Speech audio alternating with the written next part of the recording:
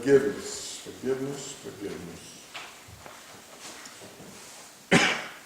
Sunday after Sunday, we do it. In many of our churches, not all. We begin our worship with a prayer of confession. Following that, we hear an assurance of God's pardon, an absolution or something similar. Week after week, those words are pretty much the same. They're all some variation on a single theme. In Jesus Christ, we have been forgiven. The question is, do we believe it? Do we believe it? Most of us do believe it. On an intellectual level. It's right there in the Apostles' Creed that we just read earlier.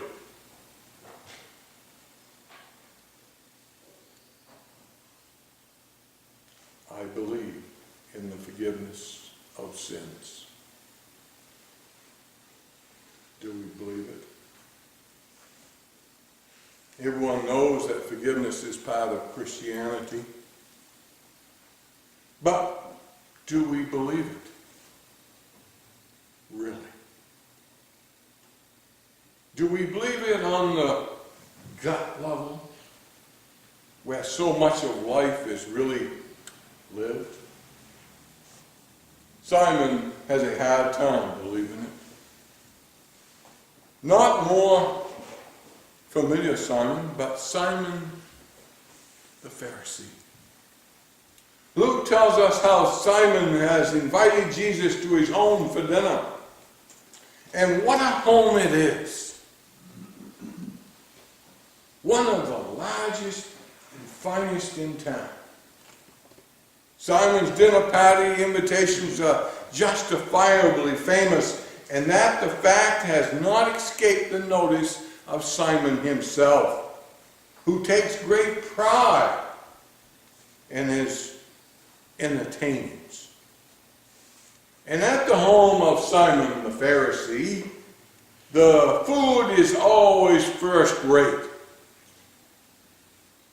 The wine is plentiful, and the guest list is carefully tailored to ensure witty and amusing conversations. No one knows how Simon does it, but he's always got someone special at his dinner party. A celebrity who's the talk of the town. Tonight's guest of honor is Jesus of Nazareth. Everything's humming along just fine and dandy. The guests are reclining on the couches in good old Roman fashion. The servants are filling the low tables in front of each other with all manner of delectable dishes. Off to the side, musicians are playing. No guest needs so much as to raise a finger to have a cup refilled or a second helping delivered.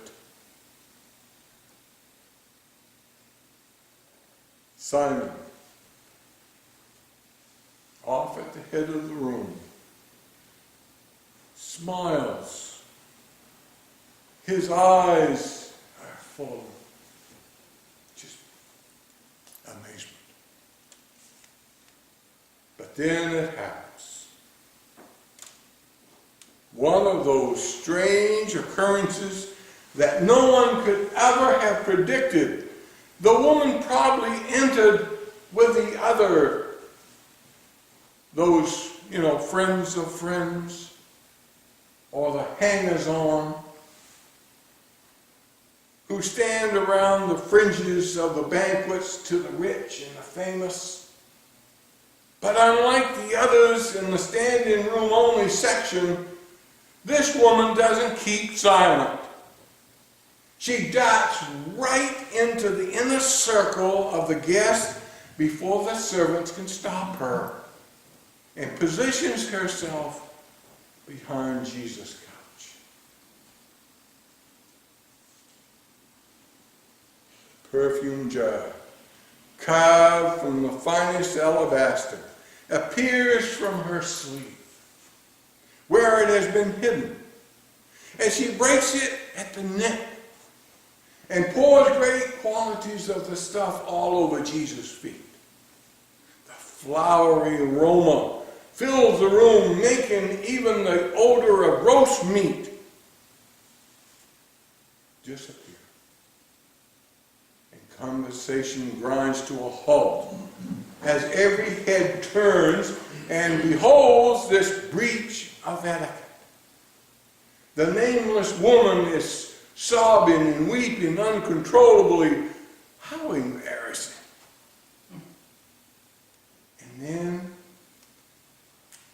And then she unpins her long hair, and to the amazement of everyone, uses her hair to wipe Jesus' feet. No respectable Jewish woman would ever think of doing such a thing, to let her hair down in public for a man who is not her husband. What sort of low-class character is this anyway? And Simon looks over at his guest of honor and embarrassment, mortified that this has happened in his house. But then he perceives that for Jesus, this seems to be the most natural thing in the whole wide world. Forget the woman. What sort of rabbi is this anyway, who smiles at such a sleazy character as this? Jesus must have sensed the judgment in Simon's eyes, for he turns to his host and tells him a parable. It's about two debtors, one who owes 500 denarii, more than a year's wages, and another who owes 50. If the creditor suddenly cancels both debts, Jesus asks him, which man will be more grateful? Why, the one with the greater debt, Simon says. This is a real no-brainer. He thinks to himself. You have judged rightly, Jesus says. Then he goes on to chide his host for not giving him such a effusive welcome. Therefore I tell you, he says to his host, her sins, which are many, have been forgiven. Hence she has grown great love. But the one to whom little is forgiven loves little. With that, the gaiety of the party is beyond repair. Everyone leaves early. Never before has Simon known such a rude and inconsiderate dinner guest. Good riddance to this Nazarene rabbi. Church tradition has long maintained that the woman with the alabaster jar is a person of low morals, maybe even a prostitute. But there's no evidence in Scripture to support that claim. Luke simply tells us that her sins are many, and that Jesus declares her to be forgiven of every last one. The verb he uses is perfect form. Her sins have been forgiven. It's not that Jesus forgives her on the account of what she's done for him. Her sins have already been forgiven as she spreads perfume on his feet. That's why she's weeping. Her tears of gratitude, of overwhelming, expansive joy. Simon finds it hard to understand that kind of forgiveness. He's a Pharisee who's dedicated his life to memorizing and